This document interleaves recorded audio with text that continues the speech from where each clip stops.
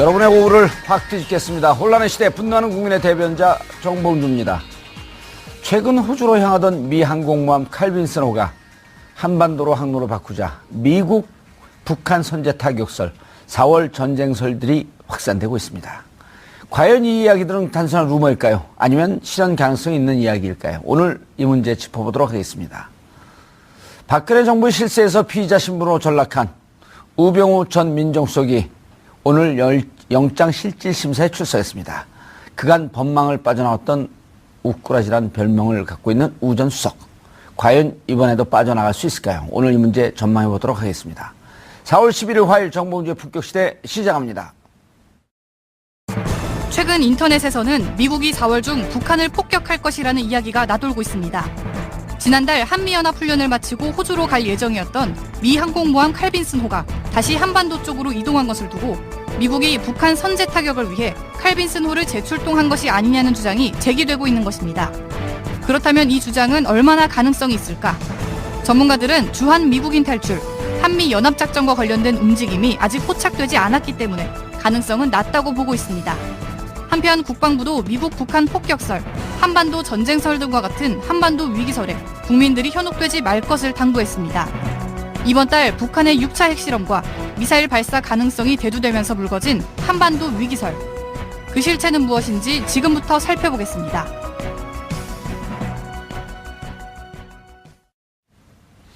(4월 11일) 화요일 정봉주 품격시대 첫 번째 이슈 들어가겠습니다. 최근 한반도 안보 정세 관련해 4월 북폭설, 전쟁설 같은 소문이 SNS를 통해 확산되고 있습니다. 과연 이 소문들의 진실은 무엇인지 전문가 세 분 모시고 말씀 나눠보도록 하겠습니다. 고재열 시사인 기자님 자리하셨습니다. 네, 안녕하십니까. 북폭설 말도 힘들어요. 네, 오늘은 세 분의 전문가가 아니라 두 분의 전문가와 네. 평범한 기자인 것 같습니다. 한 분의 곁다리. 네. 배우고 가겠습니다. 그래도 출연료는 드립니다. 감사합니다. 자, 김종대 의원님, 정의당. 네. 오래간만에 오셨습니다. 처음 나왔습니다. 처음 오셨어요? 예. 초대해 주셔서 감사합니다. 의원 돼갖고는 제가 초대하면 안 올 줄 알았더니 또 오셨네. 그런 섭섭한 말씀을, 무슨 예. 말씀을 그래 섭섭하게. 가짜뉴스. 예. 인사하세요. 앞으로 자주 나오겠습니다. 예. 처음 인사드립니다. 김종대 의원입니다. 잘 안 부를 거예요. 전쟁설 있을 때만 와야 되잖아. 그러니까 제가 출연하는 방송은 웃으면서 할 수 있는 방송이 없어요. 예, 근데 오늘 웃으면서 항상 해야 이게 돼요. 심각한 거예요. 예. 예, 웃으면서 좀 하세요. 웃기는 얘기예요, 사실. 예. 예. 아주 웃겨요. 자, 지난번 김용현 출연하셨던 동국대 김용현 교수님 자리하셨습니다. 안녕하세요. 예. 반갑습니다. 학생들이 정봉주 만나러 가지 말라 그러는데 또 나오셨네. 아니, 뭐, 만나라고 이야기 하더라고요. 아, 이제는 만나래요? 아니요, 학생들은 좋아합니다, 정 의원님. 그러면은. 그 연세 드신 스님들께서 분들이, 싫어하시는 연세 드신 분들이 조금 예. 정봉주 의원 만난다 그러면 왜 만나? 뭐 이렇게 이야기할 수는 있는 것 거기 또 같은데. 스님들도 많이 계시잖아요. 스님들도 다 좋은 분들입니다. 제 스님들도 공격하는 팟캐스트 됐거든요. 아, 그렇습니다. 안 한 게 없습니다. 제가 그거 다 들었어요. 예. 너무 재밌어요. 자, 고재열 기자님. 네. 전문가 아니라 그러지만 그래도 기사는 어떻게 된 겁니까? 예. 칼빈스는 왜 온대요? 일단 이제 그런 칼빈슨 관련 부분은 제가 김종대 의원님에게 예. 넘기고, 그 전에 지금 SNS 등을 통해서. 어디서 출발한 기사예요, 이게? 예, 이제 지금 추적을 해보니까 재팬비즈라는 블로그 수준의 이렇게 이제 그런 사이트에서 여러 가지 그냥 제가 봤을 때 정말 막 던졌죠. 북폭설, 그리고 예. 이거에 대해서 중국이 묵인했다라는 얘기. 이 구조는 아주 잘 짜여져 있습니다. 예. 그럴듯하게. 거기다 이제 김정인 망명설까지 일련의 것들이 저도 이제 저한테도 와가지고 이거는 너무 이렇게, 너무 나갔다 생각해서 그냥 이렇게 저는 이런 것들이 과연 영향을 미칠까 싶었는데 사람들한테는 그게 이제 어떤 시나리오형으로 돼 있어서 그런지 많이 돌았던 것 같습니다. 그리고 이제 사실은 밖에서 접하는 이제 어떤 정보들이 뭔가 좀 이제 긴장이 고조되는 듯한 어떤 그런 분위기 있었기 때문에 거기에서 그게 지렛대가 돼가지고 이것을 이렇게 돌려보는 계기가 된 것 같아요. 그래서 이제 갑자기 대선에서 어떤 이런 북한 대북 문제로 지금 관심이 옮겨져 온 것 같습니다. 예. 교수님. 네. 단도직입적으로 사람들이 궁금한데 진짜 어제 난리가 났었어요. 막 주가가 떨어지고 그 현상 다 추적을 해보셨죠? 뭐 이랬죠. 네네. 예. 정말 사람들은 이거 이러다가 4월 말에 전쟁 나는 거 아니냐? 그럴싸해요, 기사들이. 그러니까 SNS에서 도는 게. 한반도의 이런 군사적 긴장이나 이런 것들이 예. 뭔가 기름만 탁 한번 붓거나 또는 뭔가 탁 한 번만 딱 쳐대면 이 폭발성들이 휘발성들이 굉장히 높은 폭발성이 높은 거죠. 그렇죠. 예. 그러니까 이제 사실은 한반도의 그런 안정감 또는 한반도의 평화 이런 것들이 역설적으로 얼마나 중요한지 이런 것들을 우리가 확인하는 순간들인데요. 왜냐하면 지금 북폭설이나 이런 이야기들이 교수님도 발음 잘 안 되시네. 북복설. 북폭설이죠. 겉으로는 그럴싸한데 이게 말이 안 되는 이야기들입니다. 예. 현재 상태에서. 그러니까 미국이 북한을 폭격한다는 것이 현실적으로 중국과 한국이 동의하지 않는 선상에서 불가능한 이야기고 또 하나 지금 23만 명의 미국 시민권자가 한국에 있습니다. 예. 미군까지 포함해서요. 이들이 속에 그러니까 밖으로 이제 빠져나가지 않는 선상에서 미국은 폭격을 하지 않는데 그런 징후가 전혀 없는 선상에서 예.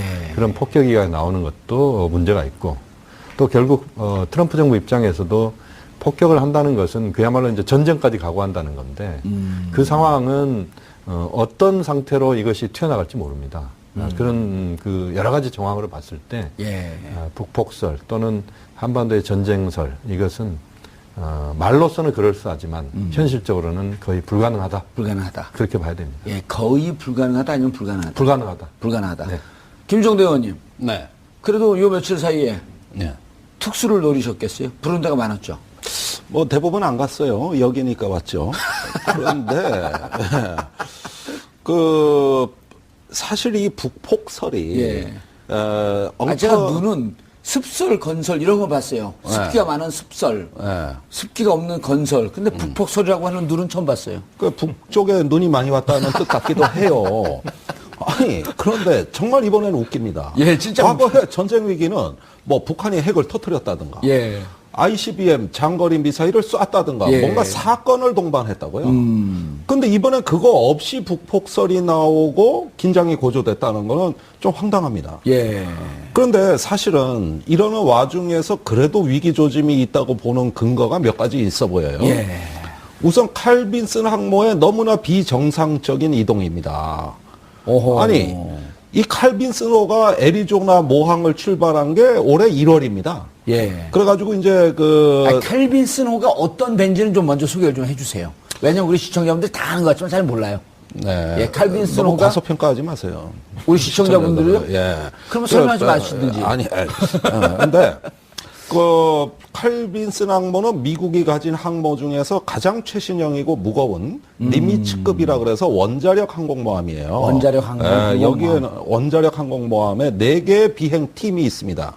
그러니까 공중급유기, 정찰기, 전투기를 합친 예. 이런 4개의 비행 팀이 있어요. 전투기만 F-18을 60대 싣고 있고 공중급유기에다가 정찰기에다가 또 주변에는 순양함과 구축함을 거느리고 다니는 말 그대로 국가급 무장에 해당되는 세계 최강의 전쟁 억제력이라고 할 수 있는 것이죠. 이게 움직인다는 건 보통 일이 아니죠. 출동하는데 시동 한 번 거는데 2억 달러 들어요. 2억 달러요? 시동 한 번만 거는데. 그럼 2천억. 그리고 그 항모의 일일 전기 소비량이 부산시하고 맞먹어요. 그래서 안에 7,000명이 그 전투원이 있는데 예. 언제나 한번 두 형제가 동시에 근무한 적이 있는데 제대하고 알았대. 안에서 서로 못 만나가지고. 그래서 나중에 알아보니까 같은 예. 항모에 너 근무했더라고요. 어디 있었냐? 나 칼빈슨. 그러니까 나도 그래? 나도 없었는데? 다른 항모에 있었는데. 너 짝퉁 칼빈슨 아니야? 네. 그러다 보니까 같은 칼빈슨호에. 그렇죠. 그런 일이라도 실제 벌어지는 이거 예. 실합니다. 그런데 이런 항모가 근처에만 떠도 중국이 쫀다고. 중국. 중국이 뭐예요? 정의당 의원이. 예. 중국.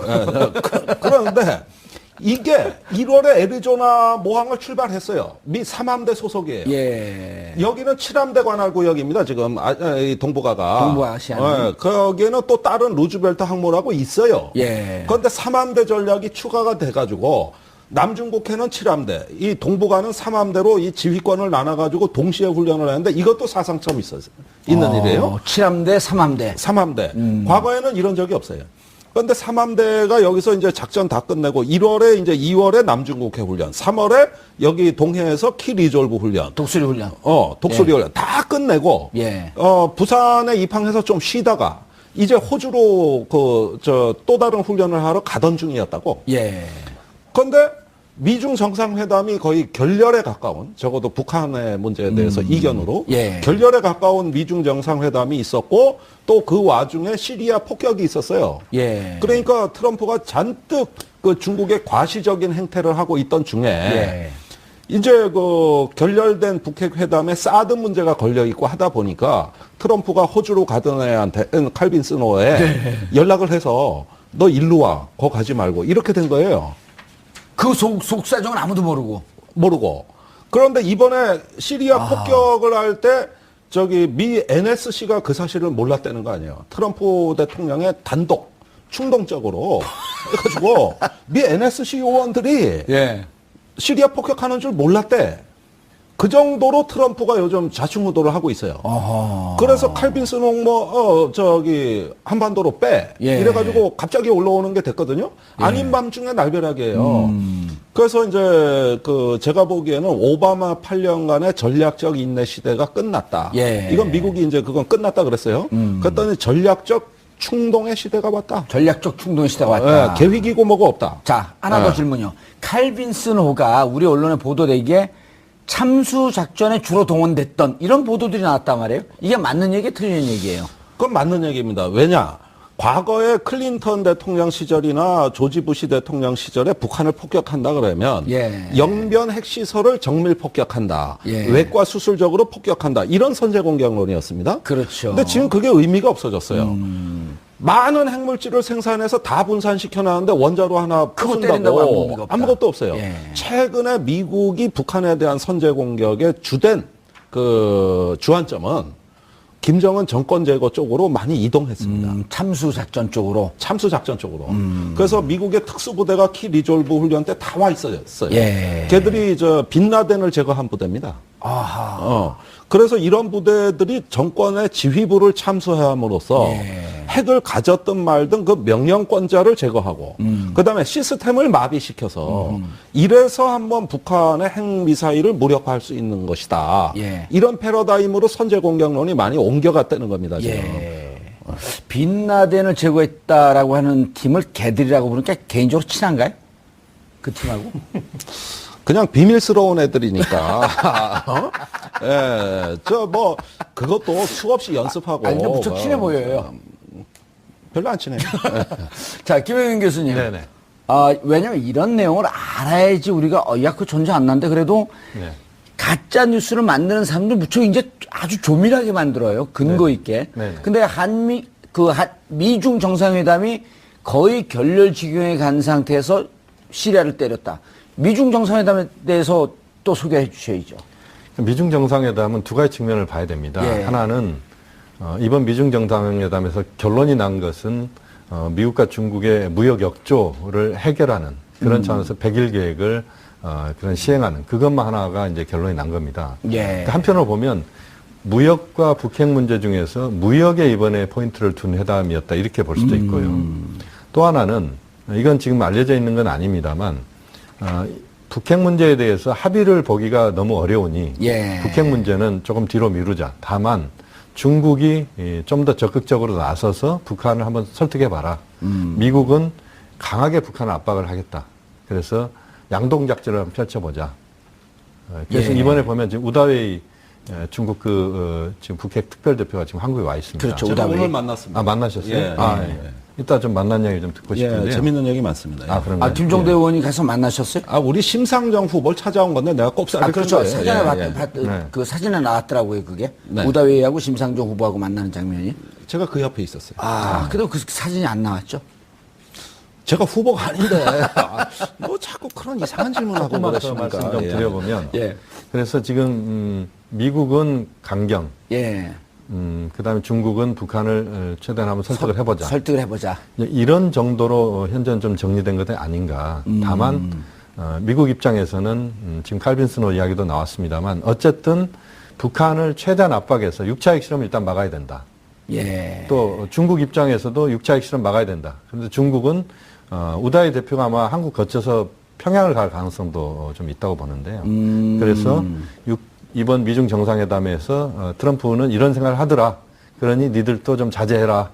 자제하고 좀 더 시간을 두고 문제를 좀 풀어보자. 예. 이렇게 좀 중국은 좀 접근하는 것 같고 미국은 북한에 대해서 계속 압박하면서 육자 핵실험을 또는 ICBM 발사 뭐 쉽지는 않은 것 같습니다만 이것들을 좀 억제시키는 이런 쪽으로 현재는 좀 미중이 역할을 하고 있는 것 아닌가. 예. 그렇게 좀 판단이 됩니다.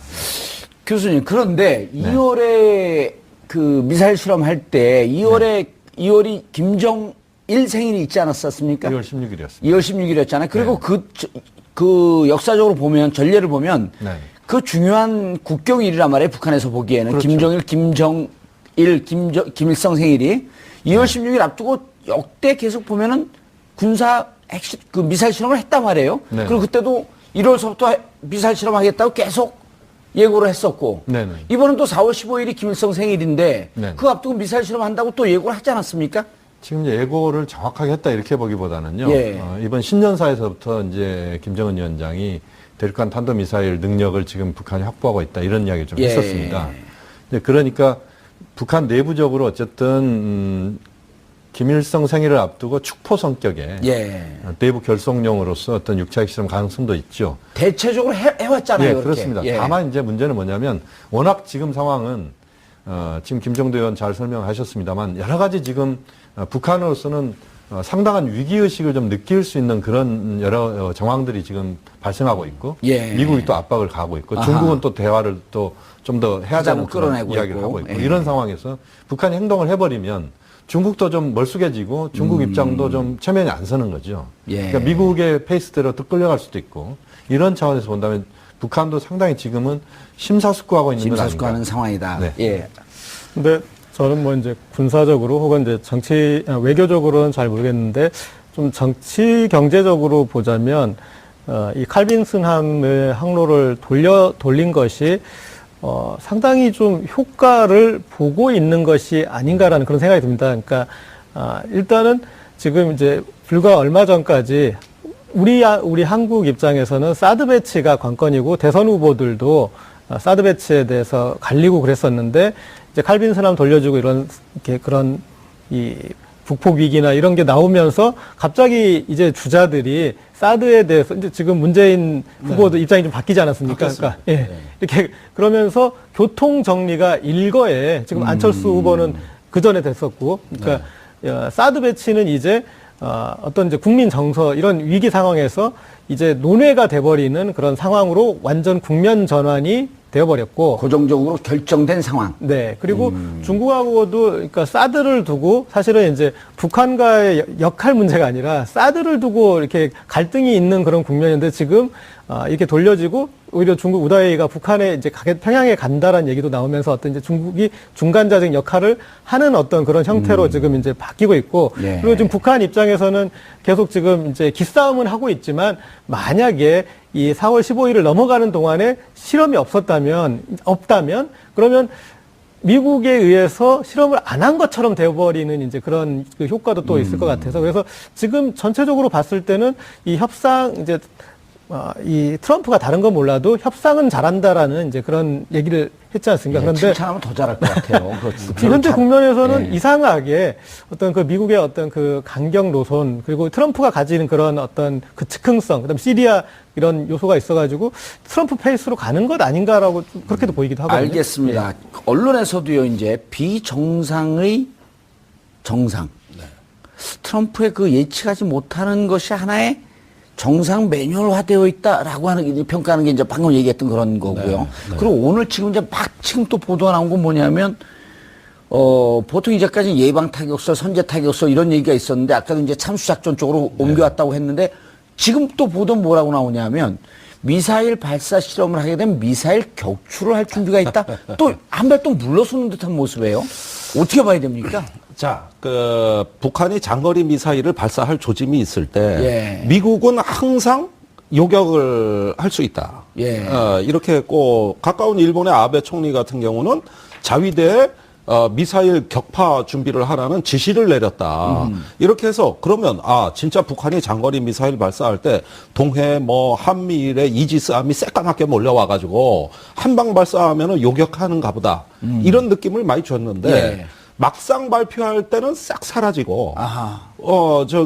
요격이란 말이 그때 가선 사라졌어요. 이게 지금까지 패턴입니다. 지금까지. 그거 또 시작된 거예요. 요격을 못한 거예요? 네. 안 한 거예요? 아니 우선 요격이라는 게 뭡니까? 지금은 종말 단계 요격이 주종인데 패트리어트, 예. 그다음에 사드. 사드, 예. 떨어질 때 아니에요. 떨어질 예. 때. 그런데 중간에 날아갈 때나 발사할 때 요격할 수 있는 무기 체계는 딱 한 개밖에 없어요. 이지스함에 있는 SM-3, SM-3. 스탠다드 미사일이라고 해요.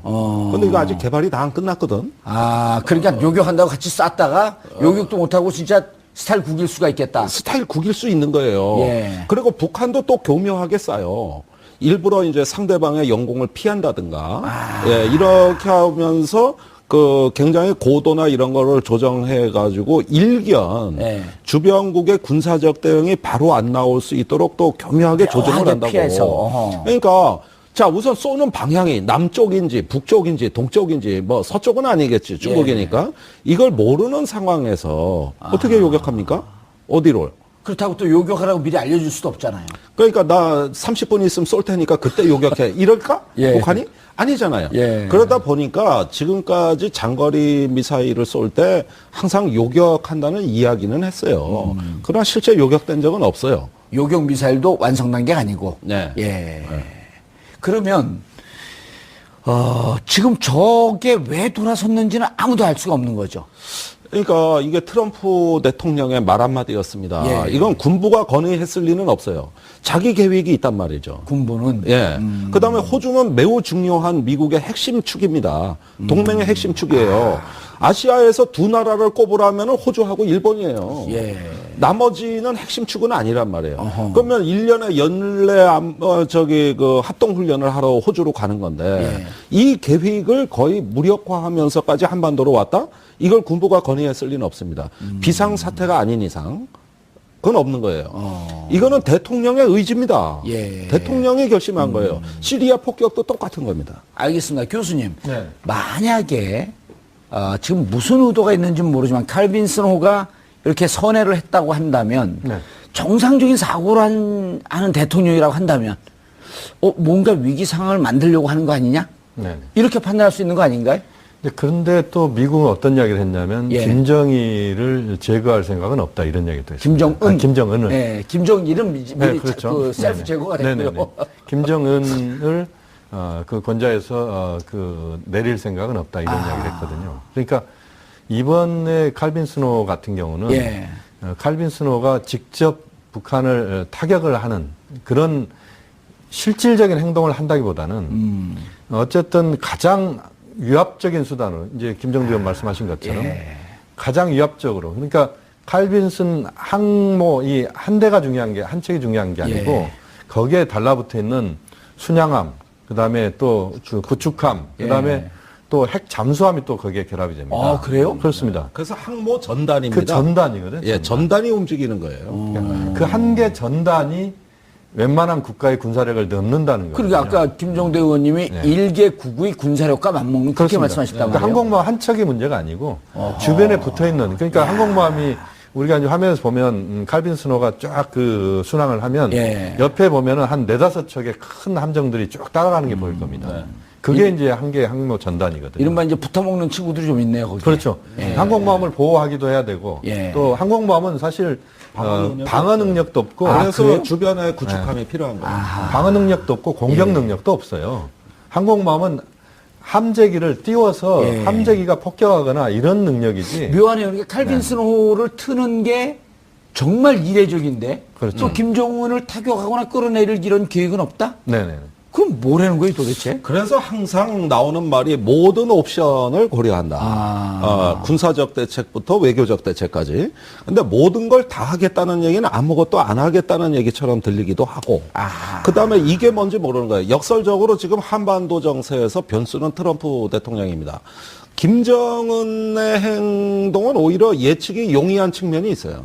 지금까지 해왔던 대로 앞으로도 할 것이라는 뭔가 이렇게 좀 예측할 수 있는 방향이 보이는 그리고 거예요. 자기들 뭐 하겠다고 우리 미리 언론에서 얘기하고. 왜곡을 하지만 뭐 하겠다고 늘 예고는 하잖아요. 그다음에 친절하게 뭘 했는지 다 보여줘. 예. 하루 이틀 지나면 요즘은 고화질 동영상으로 다 서비스해준다고. 예.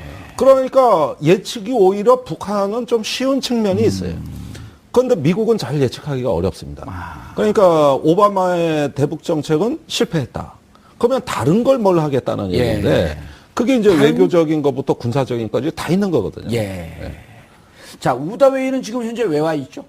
우다웨이는 하나는 이번 미중 정상회담의 결과를 설명하겠다. 한국에 예. 설명하고 또 하나는 한국의 차기 주자들이 어떻게 북핵 문제나 또는 사드 문제에 사드 대해서? 문제나 또는 한중 관계를 생각하는지를 탐색하는 아하. 그런 차원에서 아마 이번에 다 모든 정당의 대표들 만나거나 대선 후보를 다 만나는 다 겁니다. 만나는 예. 거죠. 그러니까 그런데 이제 안 만나는 사람도 있어요. 뭐 예컨대 아마 민주당은 문재인 후보가 아니라 송영길 총괄본부장을 아마 만나는 것 뭐 같아요. 직접 만나거나 아니면 간접적으로 만나는 예. 것인데 그런 측면이 있고 또 하나는 이제 이런 부분도 있는 것 같습니다. 이제 한국과 미국이 지금의 북핵 문제에 대해서 어떤 식으로 지금 대응을 객관적으로 할 것이냐. 판단하고 있는 것인지 아하.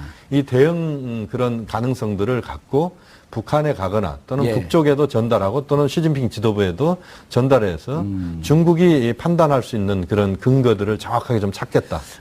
알겠습니다. 의원님, 그 사드 배치 이후에 사실 그 감정적 대립, 뭐 경제 제재 이런 일이 있었지만 한중이 공식적인 라인으로 만난 가장 높은 수준의 미팅이 되는 거 아닌가요, 지금? 완전히 단절된 상황에서 유일하게 만난 게 이거밖에 없습니다. 예, 지금 김장수 주중대사가 아무리 예. 중국 외교부 문을 두드려도 안 열어졌어요. 예. 한중 외교는 완전히 단절이었어요. 단절되었었는데. 단절돼 있는데 중국의 그 우다웨이가 예. 자기 발로 이렇게 찾아온 건 굉장히 이례적인 아하. 일이에요. 저는 미중 정상회담이 끝나고 예. 그만큼 미중의 움직임이 긴박해졌다고 보는 게 이겁니다. 미국은 항공모함을 불러들이고 예. 우다웨이는 한국에 찾아오고 그러니까 이게 무슨 맞추지 전쟁하기 전에 긴박하게 그냥 움직인 거예요. 그 호들갑들을 떨던 거 아니에요? 국민들 예, 예. 불안하게. 그렇죠. 예, 사드 배치 문제 관련해서도 좀 궁금한 것이, 예. 그러니까 뭐 이제 어떤 사드 배치 관련해서 계기가 있어야 되는데 가장 큰 계기로 기대했던 것이 미중 정상회담이고 여기에서 어떤 식으로든 미국이 사드 배치에 대해서 설명을 중국 측에 할 수밖에 없고 그리고 거기에서 어떤 이제 양해는 아니더라도 어떤 긴장 완화를 할 수 있는 여지가 생기면 그것으로 인해서 이제 중국이 우리에 대해서 좀 어떤 지금까지 했던 그런 비경제적 장벽에 대해서 좀 계기가 생기지 않겠느냐 이제 그런 생각을 했었는데 아까 말씀하셨듯이 우다웨이가 제 발로 들어왔단 말이죠. 네. 그러면 그거 자체가 저희한테는 어떻게 보면 이제 어떤 그 풀리는 시그널이 수도 그러니까 있는데 왜 들어왔는지 이제 직접 만나본. 아니 그런데 우선 예. 외교부에 가서 임성란 평화교섭본부장을 만났어요. 예. 그런데 벽을 쳐다보고 얘기하는 것 같거든. 누가? 우다웨이가. 우다웨이. 예. 왜 그러냐? 자, 이제는 대화로 풀자고 온 겁니다. 예. 그런데 여기 우리 외교부 입장은 대화는 없다 그랬거든요. 대화는 없다. 그러니까 오늘 제가 보기에 두 당사자의 만남의 핵심 주제가 이거였다고 보는데 자, 대화로 북핵 문제는 해결해야 된다. 이런 중국 측 입장에 그런 일은 없다고 우리가 답변한 거니까 예. 그렇다면 대화가 아니라면은 한국이 기다리는 게 뭐냐? 전쟁을 기다리냐, 평화를 기다리냐, 이런 식으로 다그쳤던 겁니다. 이게 우다웨이가. 예. 그러고, 미국도 북한하고 대화를 안 하겠다는데, 어허. 그거를 부추긴 게 오히려 한국 아니냐 이거지. 미국에다가 북한하고 대화를 하라고 한국이 좀 요구를 해라. 자꾸 중국 보고 뭐 북한하고 대화를 하건 압박을 하건 뭘 중국이 나서서 뭘 풀라고 자꾸 요구하는 게 한국인데 예. 그러면 당신들은 미국을 만나서 좀 압박해라. 빨리 북한하고 대화하라고. 그러나 논리가 되네. 자, 중국이 북한의 영향력이 있으니 중국에게 북한 핵 문제에 대해서 좀 대화를 하고 대화로 끌어내라고 너희들이 역할을 해라. 라고 우리가 요구를 하면 역으로 반대로 자, 북한에 영향력이 있는 게 미국인데 우리도 미국 가갖고 그 북한에 대해서 뭐 좀 해라. 대화를 하든지 뭘 하든지 해라. 라고 너희들은 왜 요구를 안 하니? 라고 우다웨이가 온 나라 외교부에다 물어봤어요. 물어보니까 외교부는 자, 외교부는 우선 이게 앞으로 20여일간 남은 정권이라고. 자기가 그때까지 이 짓 해먹을지 안 해먹을지 몰라요, 우선. 그렇지 않습니까? 말이 그러니까 거칠어지시네. 이 짓 해먹을지 안 해먹을지. 아, 조금 더 해요. 왜냐하면은 저기 인수위가 없기 때문에. 네, 그런데 조금 더 그 자기를 직을 유지할 수 있다 이런 얘기죠. 그렇죠. 어떻게 자릅니까? 그 선거 끝나고 이튿날 못 잘라요. 그렇죠. 네, 후임이 없는데. 그래서 약간 정년 연장을 해줬어요. 예. 법이. 그런데 이 정부 입장에서는 지금 보십시오. 이 한반도 전쟁 위기설이 나오고 국민이 불안해하는데 아무런 수습책이나 설명을 못 하고 있지 않습니까? 지금 저기 그 미국하고 동맹 간에 이제 동맹을 돈독히 하고 공조하고 있다. 이거 말고 우리가 주도적으로 뭘 하는 노력을 어떠한 것도 못하는 식물 정부입니다. 예. 그다음에 위기 관리 체제가 마비됐어요. 아니 북한에 대한 정보는 고사하고 동맹국이 미국이 왜 저렇게 나오는지 설명을 못 하잖아요. 못하죠. 그러니까 이게 한미 공조도 지금 굉장히 한계가 있다고요. 예. 그러면은 이 우다위, 정부가 새로운 우다위, 비전 예. 제시를 할 수가 없는 것이죠. 예. 그러니까 예전에 하던 말을 했는데 그게 이제 다급해진 중국 입장에서는 답답하다. 왜 중국 보고 자꾸 뭘 하라 마라 이런 얘기를 하면서 한국은 왜 아무 노력을 안 하냐. 예. 근데 이제 이 얘기를 우리 외교부에 하는 것이 이제 정권 교체기를 앞두고 한계가 있으니까 그 후보들에게? 이야기를 대선 후보한테까지 와서 하는 거예요. 그러니까 오늘 심상정 후보를 만나서 예. 그 얘기 하던가요? 했죠. 그런데 지금 사드 배치에 대해 아직까지 반대 입장을 유지하고 있는 게 이제 정의당 하나 남았습니다. 예. 나머지는 다 돌아선 거거든요. 그러니까 아무래도 중국 입장에서는 좀 심경을 허심탄회하게 얘기한 것은 아무래도 심상정 정의당, 예. 후보라고 봐야 됩니다. 이 연결해서 저는 또 이제 좀 더 예. 궁금한 게, 그러니까 미국의 대북 정책을 오바마 정부 8년 동안 기조를 전략적 인내라는 기조를 유지하게 되면, 그러니까 우리가 다른 어떤 더 대화라는 이런 주장할 여지가 힘들지 않습니까? 그거는 이제 미국에게 지금 미국이 하는 게 틀렸으니 이렇게 하라라는 이제 그런 얘기가 되는 것이니, 그러니까 우리가 역할을 할 수 있는 여지가 어떤 미국 이 대통령의 무오류성 그 부분을 건드리는 것이 되기 때문에 여지가 없었다가 지금 그것에 대해서 그거 잘못한 거다라고 트럼프가 선언을 했기 때문에 이제 우리도 우리 생각을 한번 얘기해 볼 수 있는 중요한 모멘텀이 생긴 거 아니겠습니까? 그런데 거기에서 지금 그냥 우리는 이 들리는 얘기만 듣겠다, 이렇게 이제 하라는 대로만 하겠다, 그렇게 지금 대화는 없다. 네. 대화는 없다라고 하는 입장을 분명히 그러니까. 또 우다위한테 얘기를 했나요? 했어요. 분명히 얘기했습니다. 그러니까 북핵 문제에 대해서 대화는 없다. 없다. 북한하고 대화는 없다. 얘기했습니다. 그런데 지금 아주 좋은 포인트를 짚어주셨는데 트럼프는 오바마 대북 정책 전략적 인내라 그래서 기다리는 것도 전략이다. 이거 이제 안 먹힌다는 거고 아주 단죄를 했습니다. 예. 그런데 지금 우리 정부가 얘기하는 게 아직도 오바마의 기다리는 전략이에요. 그렇지 않습니까? 아무것도 안 하고. 아무것도 안 하고 압박 제재 하는 예. 것만 하고. 그러면은 제일 답답한 게 지금 말씀하신 이 대목이죠. 아니 미국도 전임 정부 정책이 틀렸다는데 예. 우리 정부가 입장의 변화가 없으면 뭘 하자는 거냐. 근데 사실은 지금 황교안 대행 정부가 사실 뭘 할 수 있는 입장도 아니잖아요. 그렇죠. 예. 그러니까 이제 대선 후보들한테 다른 말도 듣고 싶은 것이죠. 그래서 우다위하고 얘기된 내용의 핵심이 뭐냐니까 자꾸만 변죽만 울리시네. 내가 핵심이라고 얘기했는데 그래서 예. 사드 문제는 특히 이 사드 문제 때문에 정치인을 만나는 거니까. 그렇죠. 자, 북한하고 대화나 뭐나 다 중장기적으로 풀 문제지만 당장 발등에 불은 사드입니다. 그렇죠. 이게 핵심이에요. 예. 그래서 이제 중국은 자기들은 제재한 적 없다. 한국에 예. 보복한 거 없다. 그건 민간이 자율적으로 하는 거다. 그건 좀- 이런 좀 치사한 얘기로 설명 아니에요? 하는데.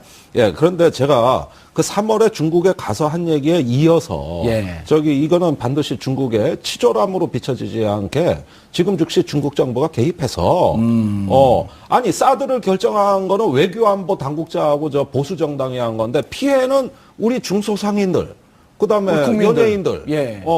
그러다 이제 대기업들 예. 그러면은 이분들이 사드 결정했냐? 아니 사고는 다른 사람이 쳤는데 이렇게 피해는 다른 사람이 입는 게 이게 정의로운 거냐? 이게 말이 되는 얘기냐고. 뭐라 그래요? 그러니까 그래서 민간이 자발적으로 한 거라서 저희 뜻이 아니라서 이제 이렇게 얘기하는데 요거 기싸대기 한 달 때릴까 말까 싶었어요. 예. 심정은 그랬어요. 그걸 좀 설득시키자. 그다음에 때리지 말고. 이게 사드가 한미일이 미사일 방어로 엮이는 건데 그렇죠. 그러면 문제 삼으려면 그 자체를 문제 삼아야지 왜 한국만 콕 집어서 그것도 이거 미국이 배치하는 건데 한국만 꼭 집어서 들들 볶느냐는 거예요, 이게. 예. 그런 얘기는 우리가 한 거예요.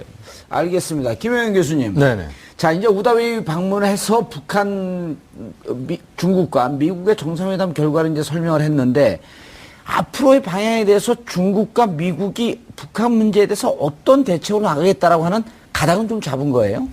아직까지는 명확하게 그 가닥이 보이지는 않습니다. 예. 지금 무역 문제는 아까 좀 어느 정도 합의를 했다고 얘기를 하셨잖아요. 예, 그렇습니다. 이제 그 문제는 어느 정도 좀 일단 일단락이 좀 된 것 같은데 예. 북핵 문제와 관련돼서는 미국이 갖고 있는 생각과 중국이 갖고 있는 생각이 정확하게 지금 합일점을 찾아서 한 방향으로 뭔가 가자 이런 결론은 아직 안 난 것 같고 다만 미국은 좀 더 북한을 압박하고 중국은 좀 더 북한을 대화를 설득해서 끌어내려고 하고. 그런 상황에서 문제를 좀 풀어보자라고 하는 것인 것 같고 현재로서는 이제 가장 중요한 건 이제 북한인데요. 예. 북한이 지금 상황을 어떻게 받아들일 것이냐.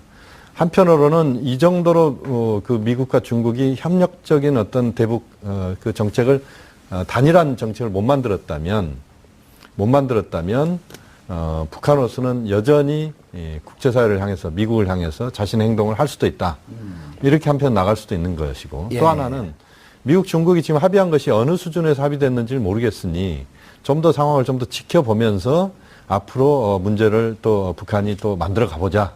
예. 뭐 그런 생각을 또 할 수가 있는 것이고요. 이런 국제적, 특히 칼빈슨호가 오고 한반도에 무슨 이런 군사적인 네네. 옵션이 좀 다양해지면서 북한이 네. 통상적으로 예견했던 네. 6차 핵실험 네네. 혹은 미사일 발사 실험 네. 4월 15일 김일성 생일 앞두고 이것을 안 할 가능성은 있나요? 아니면 만약 한다고 하면 또 어떤 상황이 될지? 제가 볼 때는 북한도 지금 호흡 조절에 들어갈 수도 있다라고 봅니다. 호흡 조절에 들어간다. 네네. 왜냐하면 아까 이야기했던 전략적 인내로 대표되는 오바마 정부의 대북 정책은 어떻게 보면 좀 약간 방치였습니다. 방치고 한국, 일본이 니들이 좀 알아서 해라. 예. 우리는 거기까지 신경 못 쓰겠다 이런 것이었거든요. 그런데 이제 트럼프 정부의 이야기는 그것과는 좀 단절하면서 미국이 좀 더 적극적으로 움직이겠다는 것이고 그 움직임 속에서 중국이 움직여야 된다. 이걸 계속 지금 이야기를 하고 있거든요.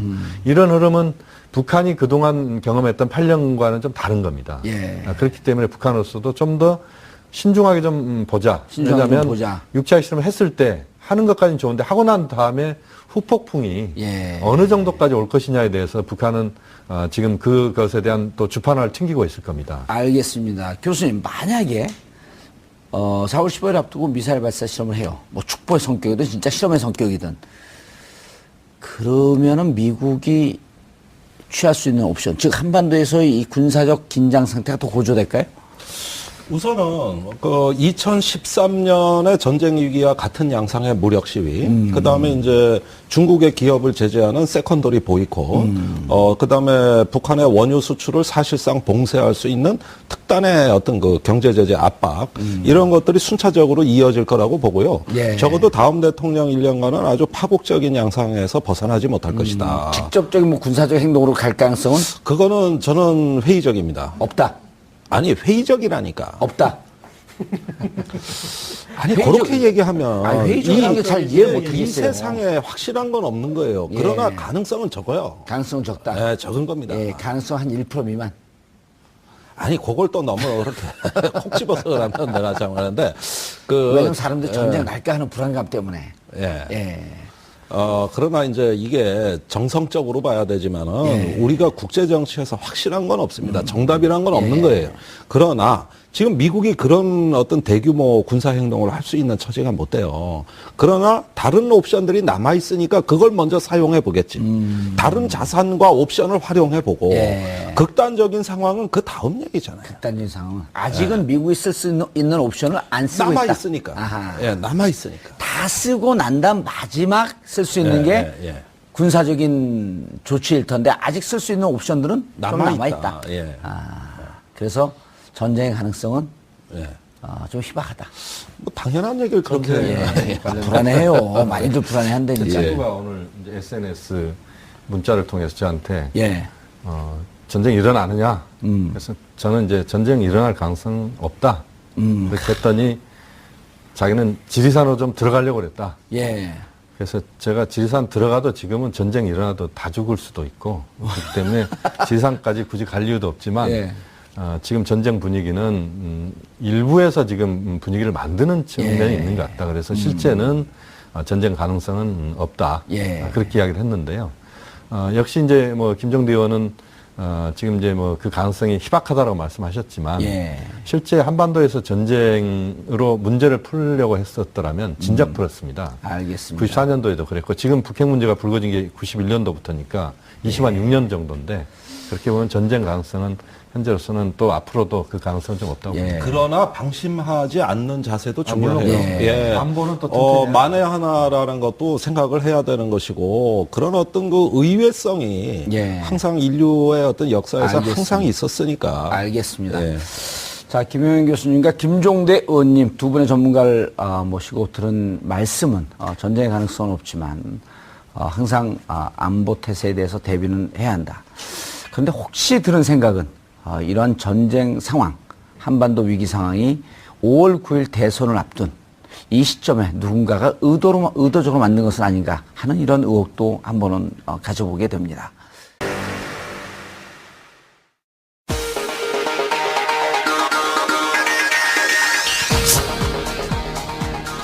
여러분의 오후를 확 뒤집겠습니다. 혼란의 시대 분노하는 국민의 대변자 정봉주입니다. 최근 호주로 향하던 미 항공모함 칼빈슨호가 한반도로 항로를 바꾸자 미국, 북한 선제 타격설, 4월 전쟁설들이 확산되고 있습니다. 과연 이 이야기들은 단순한 루머일까요? 아니면 실현 가능성이 있는 이야기일까요? 오늘 이 문제 짚어보도록 하겠습니다. 박근혜 정부 실세에서 피의자 신분으로 전락한 우병우 전 민정수석이 오늘 영장실질심사에 출석했습니다. 그간 법망을 빠져나왔던 우꾸라지란 별명을 갖고 있는 우 전 수석. 과연 이번에도 빠져나갈 수 있을까요? 오늘 이 문제 전망해 보도록 하겠습니다. 4월 11일 화요일 정봉주의 품격시대 시작합니다. 최근 인터넷에서는 미국이 4월 중 북한을 폭격할 것이라는 이야기가 나돌고 있습니다. 지난달 한미연합훈련을 마치고 호주로 갈 예정이었던 미 항공모함 칼빈슨호가 다시 한반도 쪽으로 이동한 것을 두고 미국이 북한 선제 타격을 위해 칼빈슨호를 재출동한 것이 아니냐는 주장이 제기되고 있는 것입니다. 그렇다면 이 주장은 얼마나 가능성이 있을까? 전문가들은 주한 미국인 탈출, 한미 연합작전과 관련된 움직임이 아직 포착되지 않았기 때문에 가능성은 낮다고 보고 있습니다. 한편 국방부도 미국 북한 폭격설, 한반도 전쟁설 등과 같은 한반도 위기설에 국민들이 현혹되지 말 것을 당부했습니다. 이번 달 북한의 6차 핵실험과 미사일 발사 가능성이 대두되면서 불거진 한반도 위기설. 그 실체는 무엇인지 지금부터 살펴보겠습니다.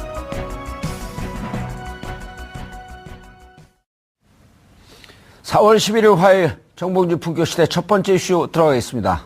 최근 한반도 안보 정세 관련해 4월 북폭설, 전쟁설 같은 소문이 SNS를 통해 확산되고 있습니다. 과연 이 소문들의 진실은 무엇인지 전문가 세 분 모시고 말씀 나눠보도록 하겠습니다. 고재열 시사인 기자님 자리하셨습니다. 네, 안녕하십니까. 북폭설 말도 힘들어요. 네, 오늘은 세 분의 전문가가 아니라 두 분의 전문가와 네. 평범한 기자인 것 같습니다. 한 분의 곁다리. 네. 배우고 가겠습니다. 그래도 출연료는 드립니다. 감사합니다. 자, 김종대 의원님, 정의당. 네. 오래간만에 오셨습니다. 처음 나왔습니다. 처음 오셨어요? 예. 초대해 주셔서 감사합니다. 의원 돼갖고는 제가 초대하면 안 올 줄 알았더니 또 오셨네. 그런 섭섭한 말씀을 무슨 예. 말씀을 그래 섭섭하게. 가짜 뉴스. 예. 인사하세요. 앞으로 자주 나오겠습니다. 예. 처음 인사드립니다. 김종대 의원입니다. 잘 안 부를 거예요. 전쟁설 있을 때만 와야 되잖아. 그러니까 제가 출연하는 방송은 웃으면서 할 수 있는 방송이 없어요. 예, 근데 오늘 웃으면서 항상 이게 얘기해요. 심각한 거예요. 예. 예, 웃으면서 좀 하세요. 웃기는 얘기예요, 사실. 예. 예, 아주 웃겨요. 자, 지난번 김용현 출연하셨던 동국대 김용현 교수님 자리하셨습니다. 안녕하세요. 반갑습니다. 학생들이 정봉주 만나러 가지 말라 그러는데 또 나오셨네. 아니, 뭐 만나라고 이야기하더라고요. 아, 이제는 만나래요? 아니요, 학생들은 좋아합니다, 정 의원님. 그러면은. 그 연세 드신 스님들께서 분들이, 싫어하시는 연세 드신 분들이 조금 예. 정봉주 의원 만난다 그러면 그럼 왜 만나 뭐 이렇게 이야기할 수는 있는 것 거기 또 같은데. 스님들도 많이 계시잖아요. 스님들도 다 좋은 분들입니다. 제 스님들도 공격하는 팟캐스트도 했거든요. 아, 그렇습니다. 안 한 게 없습니다. 제가 그거 다 들었어요. 예. 너무 재밌어. 자, 고재열 기자님. 네. 전문가 아니라 그러지만 그래도 기사는 어떻게 된 겁니까? 예. 칼빈스는 왜 온대요? 뭐 일단 이제 그런 칼빈슨 관련 부분은 제가 김종대 의원님에게 예. 넘기고 그 전에 지금 SNS 등을 통해서 어디서 출발한 기사예요, 이게? 예, 이제 지금 추적을 해보니까 재팬비즈라는 뭐 블로그 수준의 이렇게 이제 그런 사이트에서 여러 가지 그냥 제가 봤을 때 정말 막 던졌죠. 그 뭐 북폭설 그리고 예. 이거에 대해서 중국이 묵인했다라는 얘기 아주 이 구조는 아주 잘 짜여져 있습니다. 예. 그럴듯하게 거기다 이제 뭐 김정인 망명설까지 일련의 것들이 저도 이제 저한테도 와가지고 이거는 너무 이렇게 너무 나갔다 생각해서 그냥 이렇게 저는 이런 것들이 과연 영향을 미칠까 싶었는데 사람들한테는 그게 이제 어떤 시나리오형으로 돼 있어서 그런지 많이 돌았던 것 같습니다. 그래서 그리고 이제 사실은 밖에서 접하는 이제 어떤 정보들이 이 뭔가 좀 이제 긴장이 고조되는 듯한 어떤 그런 분위기 있었기 때문에 거기에서 그게 지렛대가 돼가지고 이것을 이렇게 돌려보는 계기가 된 것 같아요. 그래서 이제 갑자기 대선에서 어떤 이런 이 북한 대북 문제로 지금 관심이 옮겨져 온 것 같습니다. 예, 교수님. 네. 단도직입적으로 사람들이 궁금한데 진짜 어제 난리가 났었어요. 막 주가가 떨어지고 그 현상 다 그 추적을 해보셨죠? 뭐 이랬죠. 네네. 예. 정말 사람들은 이거 이러다가 그 4월 말에 전쟁 나는 거 아니야? 그럴싸해요, 기사들이. 그러니까 이제 SNS에서 도는 게. 한반도의 이런 군사적 긴장이나 이런 것들이 예. 뭔가 기름만 탁 한 번 붓거나 또는 뭔가 한 번만 딱 쳐대면 이 폭발성들이 휘발성들이 굉장히 높은 폭발성이 높은 거죠. 그렇죠. 예. 그러니까 이제 사실은 한반도의 그런 안정감 또는 한반도의 평화 이런 것들이 역설적으로 얼마나 중요한지 이런 것들을 우리가 확인하는 순간들인데요. 왜냐하면 지금 북폭설이나 이런 이야기들이 교수님도 발음 잘 안 되시네. 북폭설. 북폭설이죠. 예. 겉으로는 그럴싸한데 이게 말이 안 되는 이야기들입니다. 예. 현재 상태에서. 그러니까 미국이 북한을 폭격한다는 것이 현실적으로 중국과 한국이 동의하지 않는 선상에서 불가능한 이야기고 또 하나 지금 23만 명의 미국 시민권자가 한국에 있습니다. 예. 미군까지 포함해서요. 이들이 속에 그러니까 밖으로 이제 빠져나가지 않는 선상에서 미국은 폭격을 하지 않는데 그런 징후가 전혀 없는 선상에서 예. 그런 폭격이 나오는 것도 문제가 있고 또 결국 트럼프 정부 입장에서도 폭격을 한다는 것은 그야말로 이제 전쟁까지 각오한다는 건데 그 상황은 어떤 상태로 이것이 튀어나갈지 모릅니다. 그런 그 여러 가지 정황으로 봤을 때 예. 북폭설 또는 한반도의 전쟁설 이것은 말로서는 그럴싸하지만 현실적으로는 거의 불가능하다. 불가능하다. 그렇게 봐야 됩니다. 예, 거의 불가능하다 아니면 불가능하다. 불가능하다. 불가능하다. 네. 김종대 의원님. 네. 그래도 요 며칠 사이에 네. 특수를 노리셨겠어요? 부른 데가 많았죠. 뭐 대부분 안 갔어요. 여기니까 왔죠. 그런데 그 사실 이 북폭설이 예. 제가 눈은 습설, 건설 이런 거 봤어요. 습기가 많은 습설, 습기가 없는 건설. 근데 북폭설이라고 하는 눈은 처음 봤어요. 그 북쪽에 눈이 많이 왔다는 뜻 같기도 해요. 아니 그런데 정말 이번에는 웃깁니다. 예, 진짜 과거에 전쟁 위기는 뭐 북한이 핵을 터뜨렸다든가, 예. ICBM 장거리 미사일을 쐈다든가 예. 뭔가 사건을 동반했다고요. 근데 이번에 그거 없이 북폭설이 나오고 긴장이 고조됐다는 거는 좀 황당합니다. 예. 그런데 사실은 이러는 와중에서 그래도 위기 조짐이 있다고 보는 근거가 몇 가지 있어 보여요. 예. 우선 칼빈슨 항모의 너무나 비정상적인 이동입니다. 오호. 아니 이 칼빈슨호가 애리조나 모항을 출발한 게 올해 1월입니다. 예. 그래가지고 이제 그 칼빈슨호가 어떤 밴지는 좀 먼저 소개를 좀 해주세요. 왜냐면 우리 시청자분들이 다 아는 것 같지만 잘 몰라요. 네. 예, 칼빈슨호가 너무 과소평가하지 마세요. 우리 시청자분들이요? 예. 그러면 설명하지 마시든지. 아니, 근데 그 칼빈슨 항모는 미국이 가진 항모 중에서 가장 최신형이고 무거운 니미츠급이라 그래서 원자력 항공모함이에요. 원자력 항공모함. 여기에는 원자력 항공모함에 4개의 비행 팀이 있습니다. 그러니까 공중급유기, 정찰기, 전투기를 합친 예. 이런 4개의 비행 팀이 있어요. 전투기만 F-18을 60대 싣고 있고 공중급유기에다가 정찰기에다가 또 주변에는 순양함과 구축함을 거느리고 다니는 말 그대로 국가급 무장에 해당되는 세계 최강의 전쟁 억제력이라고 할 수 예. 있는 것이죠. 이게 움직인다는 건 보통 일이 아니죠. 출동하는데 시동 한 번 거는데 2억 달러 들어요. 2억 달러요? 시동 한 번만 거는데. 그럼 2천억. 그리고 그 항모의 일일 전기 소비량이 부산시하고 맞먹어요. 그래서 안에 7,000명이 그 전투원이 있는데 예. 언제나 한번 두 형제가 동시에 근무한 적이 있는데 제대하고 알았대. 안에서 서로 못 만나가지고. 그래서 나중에 알아보니까 같은 항모에 너 근무했더래. 어디 있었냐? 나 칼빈슨. 그러니까 나도 그래? 나도 없었는데? 다른 항모에 있었는데. 너 짝퉁 칼빈슨 아니야? 네. 그러다 보니까 같은 칼빈슨 호에. 그렇죠. 그런 일이라도 실제 벌어지는 이거 예. 실합니다. 그런데 이런 항모가 근처에만 떠도 중국이 쫀다고. 중국. 중국이 뭐예요? 정의당 의원이. 예. 중국. 그런데 이게 1월에 애리조나 모항을 출발했어요. 미 3함대 소속이에요. 예. 여기는 7함대 관할 구역입니다. 지금 이 동북아가. 동부아시아는. 거기에는 또 다른 루즈벨트 항모라고 있어요. 예. 그런데 3함대 전략이 추가가 돼가지고 남중국해는 7함대, 이 동북아는 3함대로 이 지휘권을 나눠가지고 동시에 훈련을 하는데 이것도 사상 처음 있는 일이에요. 7함대, 3함대. 3함대. 과거에는 이런 적이 없어요. 그런데 3함대가 여기서 이제 작전 다 끝내고 1월에 이제 2월에 남중국해 훈련, 3월에 여기 동해에서 키 리졸브 훈련, 독수리 훈련. 독수리 예. 훈련 다 끝내고 예. 부산에 입항해서 좀 쉬다가 이제 호주로 또 다른 훈련을 하러 가던 중이었다고. 예. 그런데 미중 정상회담이 거의 결렬에 가까운, 적어도 북한의 문제에 대해서 이견으로 예. 결렬에 가까운 미중 정상회담이 있었고 또 그 와중에 시리아 폭격이 있었어요. 예. 그러니까 트럼프가 잔뜩 그 중국의 과시적인 행태를 하고 있던 중에 예. 이제 그 결렬된 북핵 회담에 사드 문제가 걸려 있고 하다 보니까 트럼프가 호주로 가던 애한테 칼빈 스노에 연락을 해서 너 일로 와, 거 가지 말고 이렇게 된 거예요. 그 속사정은 아무도 모르고. 그런데 이번에 시리아 폭격을 할 때 저기 미 NSC가 그 사실을 몰랐다는 거 아니에요. 트럼프 대통령의 단독 충동적으로 해가지고 미 NSC 요원들이 예. 시리아 폭격하는 줄 몰랐대. 그 정도로 트럼프가 요즘 좌충우돌을 하고 있어요. 그래서 칼빈 스노 한반도로 빼. 예. 이래가지고 갑자기 올라오는 게 됐거든요. 아닌 밤중에 날벼락이에요. 그래서 이제 제가 보기에는 오바마 8년간의 전략적 인내 시대가 끝났다. 예. 이건 미국이 이제 그건 끝났다 그랬어요. 그랬더니 전략적 충동의 시대가 왔다. 전략적 충동 시대가 왔다. 계획이고 뭐가 없다. 자, 하나 더 질문요. 칼빈슨 호가 우리 언론에 보도되기에 참수 작전에 주로 동원됐던 이런 보도들이 나왔단 말이에요. 이게 맞는 얘기, 틀린 얘기예요? 그건 맞는 얘기입니다. 왜냐? 과거에 클린턴 대통령 시절이나 조지 부시 대통령 시절에 북한을 폭격한다 그러면 예. 영변 핵시설을 정밀 폭격한다. 예. 외과 수술적으로 폭격한다. 이런 선제 공격론이었습니다. 그렇죠. 근데 지금 그게 의미가 없어졌어요.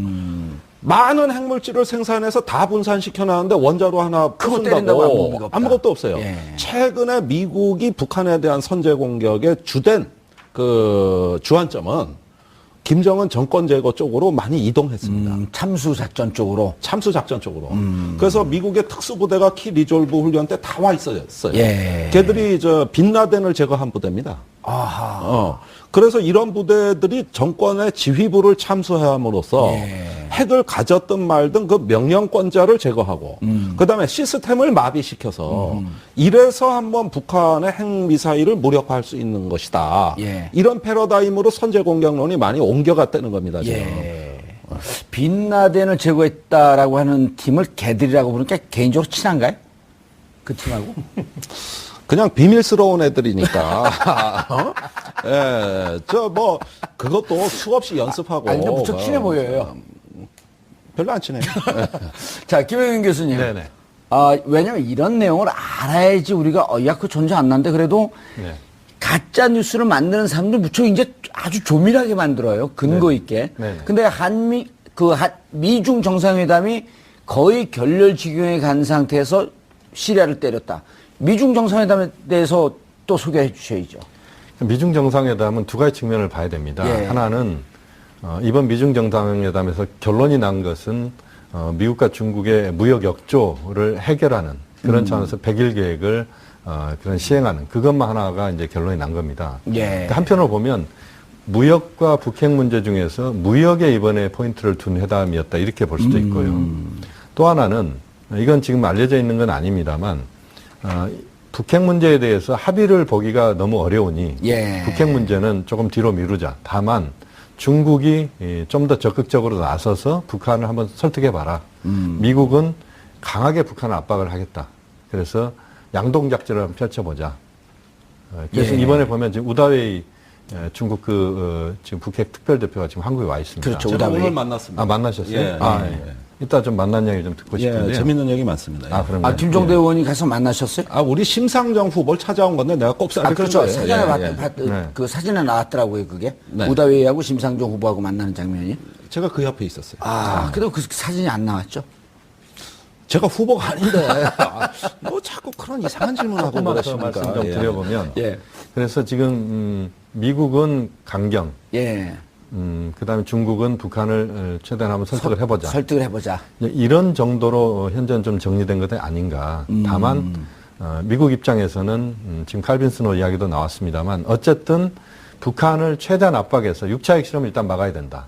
예. 또 중국 입장에서도 6차 핵실험 막아야 된다. 그런데 중국은 우다이 대표가 아마 한국 거쳐서 평양을 갈 가능성도 좀 있다고 보는데요. 그래서 이번 미중 정상회담에서 트럼프는 이런 생각을 하더라. 그러니 니들도 좀 자제해라.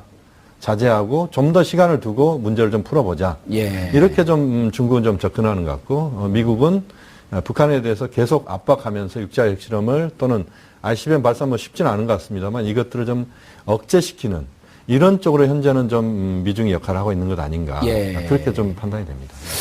교수님, 그런데 2월에 그 미사일 실험할 때 2월이 김정일 생일이 있지 않았었습니까? 2월 16일이었습니다. 2월 16일이었잖아요. 그리고 네. 그 역사적으로 보면, 전례를 보면 네. 그 중요한 국경일이란 말이에요. 북한에서 보기에는. 그렇죠.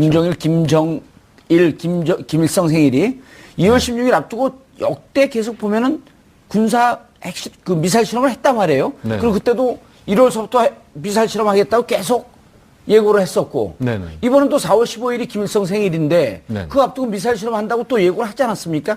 지금 이제 예고를 정확하게 했다 이렇게 보기보다는요. 예. 이번 신년사에서부터 이제 김정은 위원장이 대륙간 탄도미사일 능력을 지금 북한이 확보하고 있다 이런 이야기를 좀 예. 했었습니다. 이제 그러니까 북한 내부적으로 어쨌든 김일성 생일을 앞두고 축포 성격의 예. 내부 결속용으로서 어떤 6차 핵실험 가능성도 있죠. 대체적으로 해왔잖아요. 예, 그렇게. 그렇습니다. 예. 다만 이제 문제는 뭐냐면 워낙 지금 상황은 지금 김종대 의원 잘 설명하셨습니다만 여러 가지 지금 북한으로서는 상당한 위기의식을 좀 느낄 수 있는 그런 여러 정황들이 지금 발생하고 있고 예. 미국이 또 압박을 가하고 있고 아하. 중국은 또 대화를 또 좀 더 해야 되는 그런 끌어내고 이야기를 있고. 하고 있고 예. 이런 상황에서 북한이 행동을 해버리면 중국도 좀 멀쑥해지고 중국 입장도 좀 체면이 안 서는 거죠. 예. 그러니까 미국의 페이스대로 또 끌려갈 수도 있고 이런 차원에서 본다면 북한도 상당히 지금은 심사숙고하고 있는 건 심사숙고하는 아닌가. 상황이다. 네. 예. 근데 저는 뭐 이제 군사적으로 혹은 이제 외교적으로는 잘 모르겠는데 좀 정치 경제적으로 보자면 이 칼빈슨함의 항로를 돌린 것이 상당히 좀 효과를 보고 있는 것이 아닌가라는 그런 생각이 듭니다. 그러니까 일단은 지금 이제 불과 얼마 전까지 우리 한국 입장에서는 사드 배치가 관건이고 대선 후보들도 사드 배치에 대해서 갈리고 그랬었는데 이제 칼빈슨함 돌려주고 그런 이 북폭 위기나 이런 게 나오면서 갑자기 이제 주자들이 사드에 대해서 이제 지금 문재인 후보도 입장이 좀 바뀌지 않았습니까? 그러니까 예. 이렇게 그러면서 교통 정리가 일거에 지금 안철수 후보는 그 전에 됐었고 그러니까 사드 배치는 이제 어떤 이제 국민 정서 이런 위기 상황에서 이제 논외가 돼버리는 그런 상황으로 완전 국면 전환이 되어버렸고 고정적으로 결정된 상황. 네. 그리고 중국하고도 그러니까 사드를 두고 사실은 이제 북한과의 역할 문제가 아니라 사드를 두고 이렇게 갈등이 있는 그런 국면인데 지금 이렇게 돌려지고 오히려 중국 우다웨이가 북한에 이제 평양에 간다라는 얘기도 나오면서 어떤 이제 중국이 중간자적 역할을 하는 어떤 그런 형태로 지금 이제 바뀌고 있고 예. 그리고 지금 북한 입장에서는 계속 지금 이제 기싸움은 하고 있지만 만약에 이 4월 15일을 넘어가는 동안에 실험이 없다면 그러면 미국에 의해서 실험을 안 한 것처럼 되어버리는 이제 그런 그 효과도 또 있을 것 같아서 그래서 지금 전체적으로 봤을 때는 이 협상 이제 이 트럼프가 다른 건 몰라도 협상은 잘한다라는 이제 그런 얘기를 했지 않습니까? 예, 그런데 칭찬하면 더 잘할 것 같아요. 지금 현재 국면에서는 예. 이상하게 어떤 그 미국의 어떤 그 강경 노선 그리고 트럼프가 가지는 그런 어떤 그 즉흥성, 그다음 시리아 이런 요소가 있어가지고 트럼프 페이스로 가는 것 아닌가라고 좀 그렇게도 보이기도 하거든요. 알겠습니다. 언론에서도요, 이제 비정상의 정상. 트럼프의 그 예측하지 못하는 것이 하나의 정상 매뉴얼화되어 있다라고 하는 평가하는 게 이제 방금 얘기했던 그런 거고요. 그리고 오늘 지금 이제 막 지금 또 보도가 나온 건 뭐냐면 보통 이제까지 예방 타격설, 선제 타격설 이런 얘기가 있었는데 아까도 이제 참수작전 쪽으로 옮겨왔다고 했는데 지금 또 보도 뭐라고 나오냐면 미사일 발사 실험을 하게 되면 미사일 격추를 할 준비가 있다. 또 한 발 또 물러서는 듯한 모습이에요. 어떻게 봐야 됩니까? 자, 북한이 장거리 미사일을 발사할 조짐이 있을 때 예. 미국은 항상 요격을 할 수 있다. 예. 이렇게 했고 가까운 일본의 아베 총리 같은 경우는 자위대에 미사일 격파 준비를 하라는 지시를 내렸다. 이렇게 해서 그러면 진짜 북한이 장거리 미사일 발사할 때 동해 한미일의 이지스함이 새까맣게 몰려와 가지고 한 방 발사하면은 요격하는가 보다. 이런 느낌을 많이 줬는데 예. 막상 발표할 때는 싹 사라지고, 아하.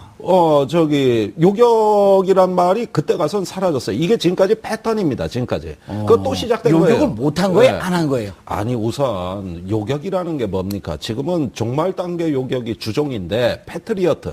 예. 그 다음에 사드. 사드. 예. 떨어질 때 아니에요, 떨어질 예. 때. 그런데 중간에 날아갈 때나 발사할 때 요격할 수 있는 무기체계는 딱 한 개밖에 없어요. 이지스함에 있는 SM-3. SM-3. 스탠다드 미사일이라고 해요. 근데 이거 아직 개발이 다 안 끝났거든. 그러니까 요격한다고 같이 쐈다가 요격도 못하고 진짜 스타일 구길 수가 있겠다. 스타일 구길 수